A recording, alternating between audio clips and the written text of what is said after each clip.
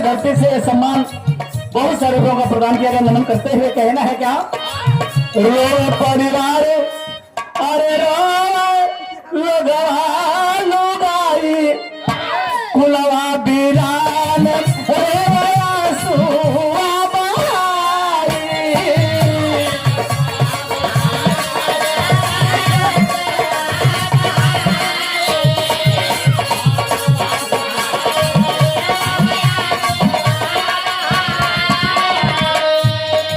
बड़ा ही सुंदर कलाकार, बड़ा ही परिवार रो लगवा लुगाई अरे कुलवा बीरान रो आंसुआ बहाई। अरे समराज समराज लेके रमना कहाँ गईलू माताजी, कहाँ गईलू माताजी। धारा की गगनाम कहाँ गईलू माताजी।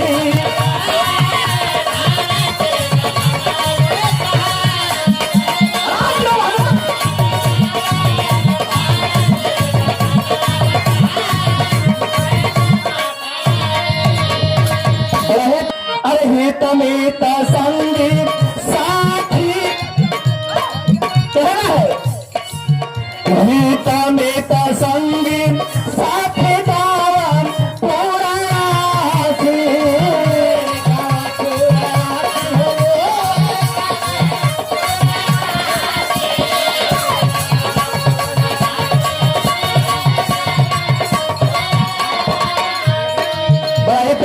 हित मित संगी साथी गाँव पूरवासी सब ही से मिलन माई बनी के उदासी।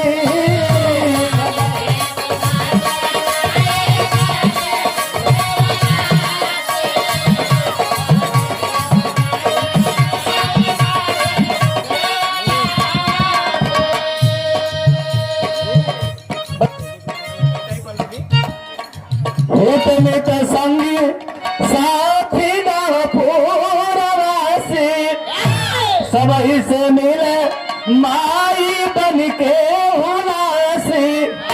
बताया जाता है आज में चला जाता है चिट्ठी अमर होती है, समय गुजर जाने के बाद जल की कदर होती है। अच्छाई और बुराई ये केवल यह गिनाला और कुछ गिनाला नहीं। धन्य हो माँ जिनकी कृपा से आज ये सुवर्ण भारती जी पूरी दुनिया में चमक रही है। कहना है क्या,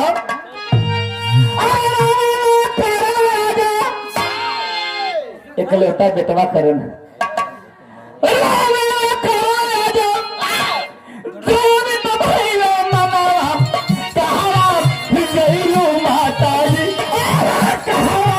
घरेलू माताजी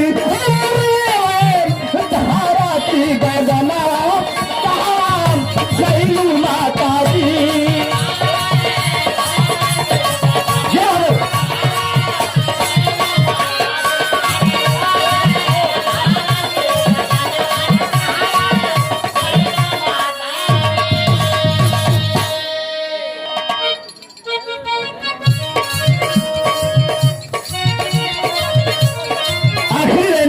समय ज्यादा नहीं लूंगा।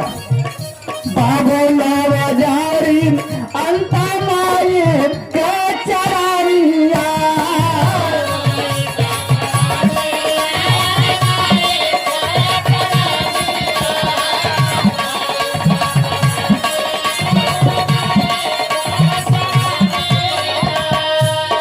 बाबू लो जारी अंता माई के चरानिया करने गवा